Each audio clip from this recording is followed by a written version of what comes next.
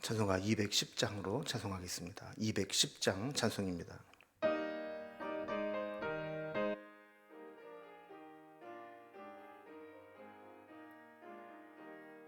시온성과 같은 교회 그의 영광 한없다.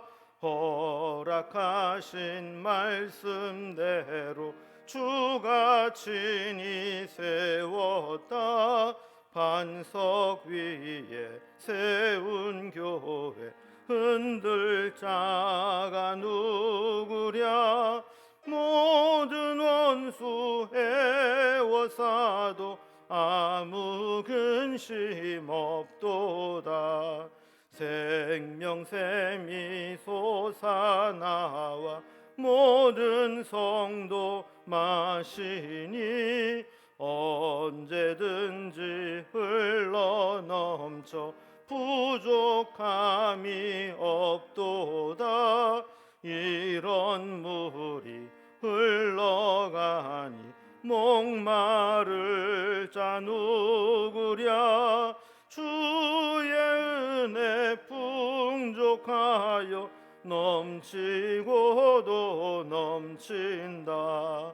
주의 은혜 내가 받아 시온 백성 되는 때 세상 사람 비방해도 주를 찬송하리라. 세상 헛된 모든 영광 아침 안개 같으나 주의 자녀 받을 복은 영원 무궁하도다. 아멘. 아멘. 오늘 함께 나눌 하나님 말씀은 신약성경 마태복음 21장 12절에서 22절까지 말씀입니다. 마태복음 21장 12절에서 22절까지 34면에 있습니다. 말씀을 제가 봉독합니다. 예수께서 성전에 들어가사 성전 안에서 매매하는 모든 사람들을 내쫓으시며 돈 바꾸는 사람들의 상과 비둘기 파는 사람들의 의자를 둘러 엎으시고 그들에게 이르시되 기록된 바 내 집은 기도하는 집이라 일컬음을 받으리라 하였거늘 너희는 강도의 소굴을 만드는도다 하시니라. 맹인과 전원자들이 성전에서 예수께 나오매 고쳐주시니 대제사장들과 서기관들이 예수께서 하시는 이상한 일과 또 성전에서 소리질러 호산나 다윗의 자손이여 하는 어린 이들을 보고 노하여 예수께 말하되 그들이 하는 말을 듣느냐. 예수께서 이르시되 그렇다. 어린아이가 젖먹이들의 입에서 나오는 찬미를 온전하게 하셨나이다 함을 너희가 읽어본 일이 없느냐 하시고 그들을 떠나 성 밖으로 베다니에 가서 거기서 유하시니라. 이른 아침에 성으로 들어오실 때에 시장하신지라. 길가에서 한 무화과 나무를 보시고 그리로 가사 잎사귀 밖에 아무것도 찾지 못하시고 나무에게 이르시되 이제부터 영원토록 네가 열매를 맺지 못하리라 하시니 무화과 나무가 곧 마른지라. 제자들이 보고 이상히 여겨 이르되 무화과 나무가 어찌하여 곧 말랐나이까. 예수께서 대답하여 이르시되 내가 진실로 너희에게 이르노니 만일 너희가 믿음이 있고 의심하지 아니하면 이 무화과 나무에게 된 이런 일만 할 뿐 아니라 이 산더러 들려 바다에 던져지라 하여도 될 것이요 너희가 기도할 때 무엇이든지 믿고 구하는 것은 다 받으리라 하시니라. 아멘. 우리는 예수님께서 이제 십자가를 지러 예루살렘으로 들어오셔서 첫 번째로 가신 곳을 살펴보고 있습니다. 오늘 본문에 보면 첫 번째로 가신 곳이 성전입니다. 예수님은 이미 성전의 실상을 다 파악하고 계셨습니다. 성전의 기능을 상실하고 종교 지도자들과 기득권자들의 탐욕을 채우도록 변질된 모습으로 되어 있는 것을 아시고 성전을 정화하는 일을 하셨습니다. 물론 이렇게 권력과 결탁되고 오랜 세월 동안 이루어진 이 구조적인 문제는 예수님께서 한번 상을 뒤엎고 소란을 피우신다고 해서 이것이 완전히 바뀌거나 바로잡아지는 것은 아닙니다. 그럼에도 불구하고 예수님은 이 성전을 정화하는 이 사역을 통해서 성전의 본래 기능과 의미를 깨닫게 하셨고, 이제 이 성전이 폐하여지고 몸이 성전이 되신 예수님께서 오셔서 새로운 성전 시대를 열어갈 것을 선포하시게 된 겁니다. 이튿날 예루살렘 성으로 다시 들어오시면서 아침에 시장하실 때 무화과 열매를 찾다가 열매를 맺지 못하는 무화과 나무를 보시고 그 나무를 저주하신 사건이 있습니다. 이것은 잎사귀만 무성하고 열매를 맺지 못하는 무화과 나무를 통해서 지금 이제 죄의와 형식만 남아 있는 이 성전의 모습, 성전 본래의 기능을 수행하지 못하는 이런 잎만 무성한 열매 없는 무화과 나무와 같은 이 성전을 책망하시는 의미를 담고 있는 것이죠. 오늘 본문을 살펴보면 두 부분으로 나누는데, 첫 번째 부분은 예루살렘의 첫 번째 사역으로 성전에 올라가셔서 성전을 정화하시는 예수님의 모습이 나오게 됩니다. 그리고 이튿날 두 번째로 다시 예루살렘으로 올라가시면서 열매를 맺지 못하는 무화과 나무를 보시면서 저주하셨고 그 이유를 설명해 주시는 장면이 나오게 됩니다. 좀 첫 번째로 예루살렘 성에 올라가서 첫 번째 사역으로 성전을 정화하는 장면을 살펴보겠습니다. 예수님은 예루살렘으로 어제 본문에 보면 나귀를 타고 입성을 하셨죠. 그리고 가서 첫 번째 가신 곳이 성전이었습니다. 12절에 보면 예수께서 성전에 들어가사 성전 안에서 매매하는 모든 사람들을 내쫓으시며 돈 바꾸는 사람들의 상과 비둘기 파는 사람들의 의자를 둘러 엎으시고 그랬습니다. 그 성전 뜰에 거대한 시장이 형성된 겁니다. 성경학자들은 아마도 이방인의 뜰이 아닐까 이렇게 보고 있는데, 절기가 되면 전 세계에 흩어져 있는 유대인들, 디아스포라들이 이 절기를 지키기 위해서 다 예루살렘으로 모여옵니다. 그래서 이제 성전에 들어가려면 성전세를 이제 내야 되는데, 이 성전에는 성전 안에만 통용되는 은화폐로 성전세를 받았습니다. 왜냐하면 이방인들은 이방인의 주화나 화폐에 이방인의 황제가 그려져 있고 또 이방인의 그 부정한 것들이 있기 때문에 이방인의 화폐를 가지고 성전세를 낼 수가 없다고 생각을 했던 것이죠. 그래서 그들에게 이제 가져온 각자의 화폐들이 있지 않겠습니까? 사는 지역에 그 화폐를 이제 환전해서 성전세를 내게 적합한 화폐로 환전을 하게 되는데, 이때 이제 막대한 환전 수수료를 물리게 되는 것이죠. 또한 제물로 바칠 짐승들도 처음에는 좋은 의도로 시작했습니다. 멀리서부터 짐승을 끌고 오면 짐승도 상하게 될 수 있고 또 수고롭기도 하고 하기 때문에 가까운 곳에서 짐승을 사서 제물로 바칠 수 있도록 배려한 이제 장면이었죠. 기록을 보면 처음에는 예루살렘 성전에 이것이 있었던 것이 아니고 예루살렘 건너편 감람산 근처에 이런 환전소와 가축 시장이 있었다고 기록이 되어 있습니다. 그래서 여기에서 이제 예루살렘으로 들어오면서 환전을 하고 제물도 사가지고 왔는데, 이 돈벌이가 이제 엄청나다는 것을 알게 된 대제사장들은 분점과 같이 또 하나의 시장을 성전 내부에 개설하게 되었고 여기에서 나오는 이권을 나눠 갖게 했습니다. 막대한 환전 수수료와 비싼 값의 짐승을 제물로 판매하면서 어마어마한 이권이 발생하게 된 것이죠. 그러다 보니까 은혜 받으러 성전에 왔다가 바가지 쓴 기분으로 기분이 상해서 은혜를 다 까먹고 돌아가는 일이 부지기수였습니다. 시장 이권을 맡은 자들이 돈벌이를 이용해서 착복하는 강도짓을 한 것과 다를 바가 없었기 때문에 성전에서 흘러나와서 백성들에게 흘러가야 할 하늘의 은혜와 복은 차단되어 오고 이런 장사들의 이권만 남게 된 겁니다.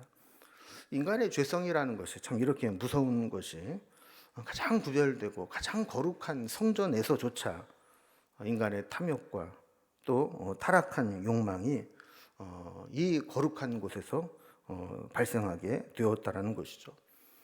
교회도 마찬가지고 우리 신앙도 마찬가지입니다. 우리가 교회 안에서도 죄를 지을 수 있고 또 성도들조차도 성도의 삶 속에서 얼마든지 변질되고 탐욕의 도구로 쓰임 받을 수 있기 때문에 우리는 이 성전에서 장사하는 사람들만 탓할 것이 아니라 우리에게도 그런 마음이 욕망이 남아 있다는 것을 기억하고 스스로를 삼가할 줄 알아야 되는 거죠. 이들에게 예수님은 성전 본래의 의미와 기능을 설명하십니다. 13절을 보면 그들에게 이르시되 기록된 바 내 집은 기도하는 집이라 일컬음을 받으리라 하였거늘 너희는 강도의 소굴을 만드는도다 하시니라 그랬습니다. 성전의 본래의 기능은 하나님을 만나는 것이죠. 하나님 앞에 제사를 드리고 예배를 드리고 기도를 드리고 하면서 하나님의 은혜를 받고 하나님을 만나고 하나님과의 관계가 회복되는 곳입니다. 그런데 그들은 지금 그 성전을 강도의 소굴로 만들었다라는 겁니다. 그 성전에 들어오는 자들은 모두가 강도 만난 것과 같은 심정이었다라는 것이죠. 오늘날에도 교회가 교회다움을 잃어버리면 바로 이런 현상이 일어나게 됩니다.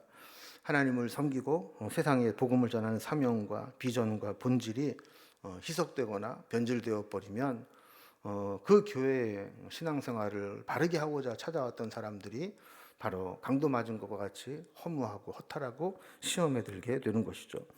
이렇게 성전에서 난리를 일으킨 상황에서 14절에 보면 맹인과 저는 자들이 성전에서 예수님께 나왔다 그랬습니다. 예수님은 이런 복잡하고 소란스러운 상황에서도 은혜 받을 기회를 놓치지 않고 찾아 나온 사람들에게 그들을 고쳐주시는 은혜를 베푸시게 됩니다. 한 가지 더 당혹스러운 일이 생깁니다. 성전 뜰에 나와 있던 아이들이 이 장면을 목격하고 예수님에 대해서 호산나 다윗의 자손이야 하면서 소리 높여 찬송을 부른 겁니다. 마치 종려주일에 예수 입성할 때 찬송했던 것과 같이 그런 찬송을 부르는 것이죠. 예수님이 성전 안에 들어오시면서 일어났던 일련의 과정을 다 지켜보고 있던 대제사장들과 서기관들이 이 일을 보고 노했다 그럽니다. 그러자 예수님은 이 어린아이의 찬송에 대한 의미를 설명합니다. 16절을 보면 예수께 말하되 그들이 하는 말을 듣느냐. 예수께서 이르시되 그렇다. 어린 아기가 와 젖먹이들의 입에서 나오는 찬미를 온전케 하셨나이다 함을 너희가 읽어본 일이 없느냐 하시고 그랬습니다. 시편 말씀을 인용하시면서 어른들은 또 종교 지도자들은 올바른 찬양을 드리지 못해도 하나님은 이 어린아이와 젖먹이의 입에서 나오는 말들을 통해서도 하나님을 찬송하게 한다 하신 말씀이 이루어진 것이다 라고 이야기를 하는 거죠.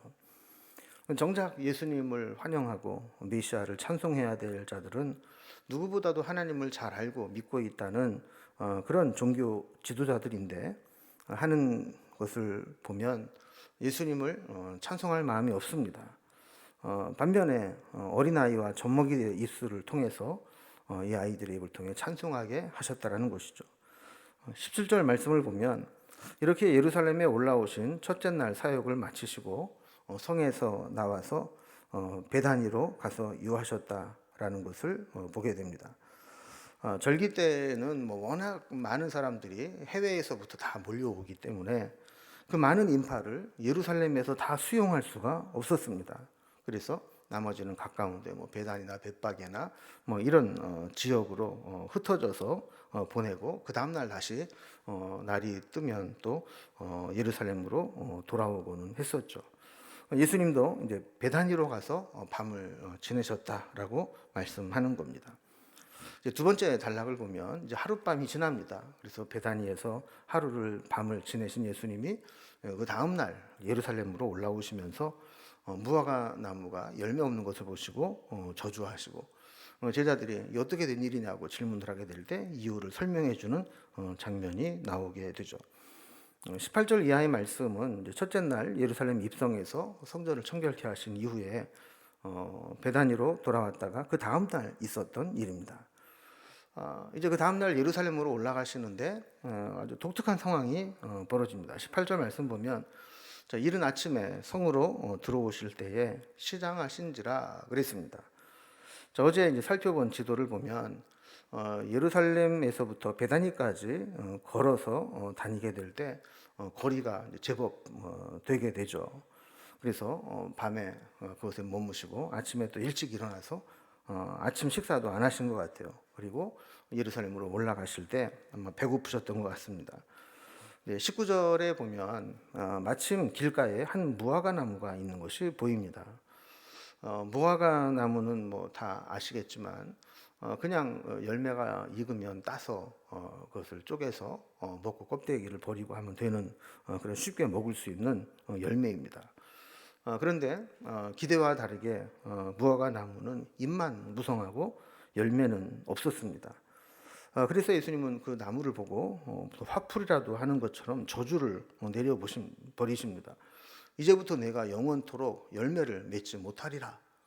그러자 나무가 곧 말라서 죽게 되죠. 성전을 청결케 하시는 사건과 마찬가지로 이 나무를 무화과 나무를 저주해서 말라버리게 한 이 모습은 예수님의 평소의 모습과는 매우 다른 모습을 보이고 있습니다. 제자들도 평소에 배운 예수님의 모습이 아니기 때문에 당황스러웠을 겁니다. 그래서 20절을 보면 제자들이 보고 이상히 여겨 이르되 무화과 나무가 어찌하여 곧 말랐나이까 라고 했습니다. 이 말은 예수님 어떻게 된 상황입니까? 예수님답지 않게 왜 뭐 열매가 없다고 나무를 이렇게 말라 죽이고 이렇게 할 수 있습니까? 라고 물은 것이죠. 사실 이제 무화과 나무를 저주하신 것은 그 나무 자체를 저주하는 것이 아니라 어떤 의미가 있고 상징적인 행동이었습니다. 방금 전에 살펴본 성전 정화 사건에서 본 것과 마찬가지로 성전은 제의와 형식만 난무하고 잎만 무성한 무화과 나무와 같았습니다. 그래서 무화과 나무를 저주하신 것은 이렇게 본연의 의무를 살리지 못하고 있는 당시 유대교라고 하는 종교와 성전에 대해서 심판하시는 것을 상징적으로 나타낸 사건입니다. 이 말씀은 사실 우리 자신도 돌아보게 하는 말씀입니다. 우리가 바쁘다는 핑계로 세상 사는 게 힘들다는 핑계로 입만 무성하듯이 요란하기만 하고 정작 열매를 맺지 못하는 신앙은 아닌지 우리를 돌아볼 필요가 있습니다. 특히 교회 일을 열심히 하는 사람일수록 앞에서는 열심히 하는데 그것이 열매가 없다면 그것은 입만 무성한 것이 될 수 있는 것이죠. 특별히 일을 하면서 말이 많고 이렇게 분주하게 지내다 보면 정작 주님이 원하시는 열매를 맺지 못할 수 있습니다. 자, 그리고 성전의 본연의 기능이 회복되어야 하듯이 우리의 믿음과 기도도 회복되어야 함을 가르쳐 주십니다.